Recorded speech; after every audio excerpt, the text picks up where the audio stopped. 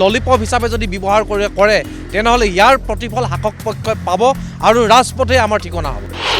আদিত্য খাকলাৰী ডাঙৰীয়াদেৱে আমাৰ মাজত ভাগ ভাগ কৰাৰ যিটো ৰাজনীতি আৰম্ভ কৰিব বিচাৰিছে ই কেতিয়াও গ্ৰহণযোগ্য শেষত যোৱাকালি প্ৰতিবেদনখন বিধানসভাত উপস্থাপন কৰিছে।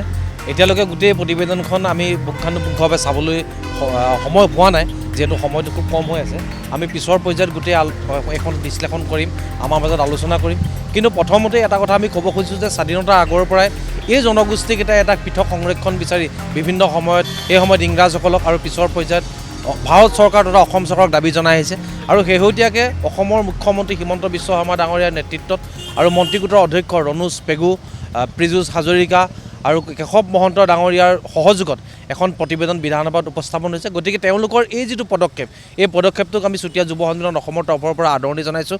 কিন্তু আমি লগে লগে এই কথাও দাবী জনাইছোঁ যে বৰ্তমান যিসকল ট্ৰাইবেল আছে সেই ট্ৰাইবেলসকলৰ কোনো ধৰণৰ অধিকাৰ খৰ্ব নোহোৱাকৈ আৰু আমিও যাতে সাংবিধানে প্ৰদান কৰা অধিকাৰ সম্পূৰ্ণৰূপে ভোগ কৰিব পৰাকৈ এই প্ৰতিবেদনখনক আইনলৈ পৰিণত কৰিব লাগে অতি সোনকালে।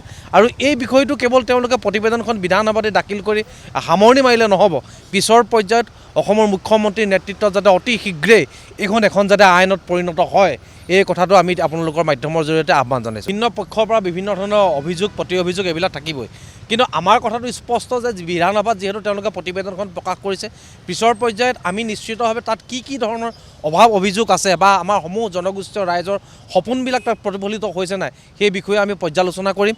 আৰু আমি আশা ৰাখিম যে অসমৰ মুখ্যমন্ত্ৰী ডাঙৰীয়াৰ নেতৃত্বত 6 জনগোষ্ঠীয়ে যি দাবী দাবা কৰি আহিছিল এই দাবী দাবাবিলাক যাতে সঁচাকৈয়ে বাস্তৱত ৰূপায়িত হয় আৰু অসম যাতে ভৱিষ্যতলৈ সুৰক্ষিত হোৱাৰ এটা বাট যাতে স্পষ্ট যে আমি ইতিমধ্যে তেওঁলোকে প্ৰতিবেদনখন দাখিল কৰিছে, তাৰ কাৰণে আমি আদৰণি জনাইছোঁ। আৰু আন্দোলন কোনেও কামনা নকৰে, আন্দোলন আমিও কামনা নকৰোঁ, কিন্তু যদিহে আমাক ইয়াৰ পিছতো যদি প্ৰতাৰণা কৰা হয়, ইয়াৰ পিছতো যদি প্ৰবঞ্চনা কৰা হয়, নিশ্চিতভাৱে ৰাজপথ পুনৰ বাছি ল'ব লাগিব। আৰু বৰ্তমান সময়ত ৰাইজে নিজৰ স্বভূমিত নিজৰ ভূমিৰ অধিকাৰ বিচাৰি, নিজৰ সম্পদৰ ওপৰত অধিকাৰ বিচাৰি, যি ভূমিত পূৰ্বপুৰুষসকলে প্ৰবল পৰাক্ৰমেৰে শাসন কৰিছিল সেই ভূমিতে আজি ৰাজনৈতিক অধিকাৰ বিচাৰি স্বতঃস্ফূৰ্তভাৱে ৰাজপথলৈ ওলাই অহাৰ পৰিৱেশ হৈছে। আৰু এই পৰিৱেশৰ পিছতে অসম চৰকাৰে এই প্ৰতিবেদনখন বিধানসভাত তেওঁলোকে দাখিল কৰিবৰ কাৰণে বাধ্য হৈছে। গতিকে নিশ্চিতভাৱে আমাৰ চোকা দৃষ্টি থাকিব যাতে এই প্ৰতিবেদনখন আইনত পৰিণত হয়, আৰু যদিহে ললিপপ হিচাপে যদি ব্যৱহাৰ কৰে তেনেহ'লে ইয়াৰ প্ৰতিফল শাসক পক্ষই পাব। আৰু ভীমবৰ ডাঙৰীয়াদেৱৰ এটা সপোন আছিল যে অসমক এখন জনজাতীয় ৰাজ্য কৰিব, আৰু আমিও ভীমবৰ ডাঙৰীয়াদেৱৰ যি আদৰ্শ এই আদৰ্শক আমি সন্মান কৰোঁ। আমি তেখেতৰ এই আদৰ্শৰে অসম এখন জনজাতীয় ৰাজ্য কৰি সম্পূৰ্ণৰূপে সাংবিধানিক স্বীকৃতি লাভ কৰিবৰ কাৰণে, সাংবিধানিক অধিকাৰ লাভ কৰিবৰ কাৰণে আমি যুঁজ দি আছোঁ।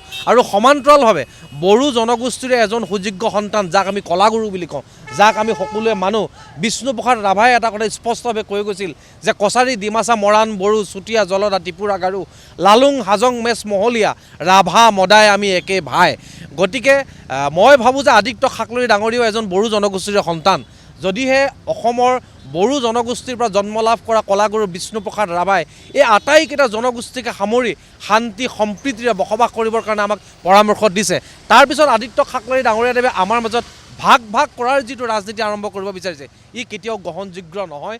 মই এটা কথা তেখেতক আহ্বান জনাম, অসম চৰকাৰলৈ আহ্বান জনাম, অসমৰ মুখ্যমন্ত্ৰী ডাঙৰীয়াৰ নেতৃত্বত ভাৰত চৰকাৰৰ জনজাতীয় আয়োগ, আইন আৰু গৃহ বিভাগৰ যৌথ প্ৰচেষ্টাত আৰু আমাৰ যিসকলে জনজাতিকৰণ অন্তৰ্ভুক্ত হ'ব বিচাৰিছে এই জনগোষ্ঠীকেইটাৰ নেতৃবৃন্দ আৰু জনজাতি অন্তৰ্ভুক্ত হৈ থকা জনগোষ্ঠীকেইটাৰ নেতৃত্বত এখন যৌথ সভা হ'ব লাগে।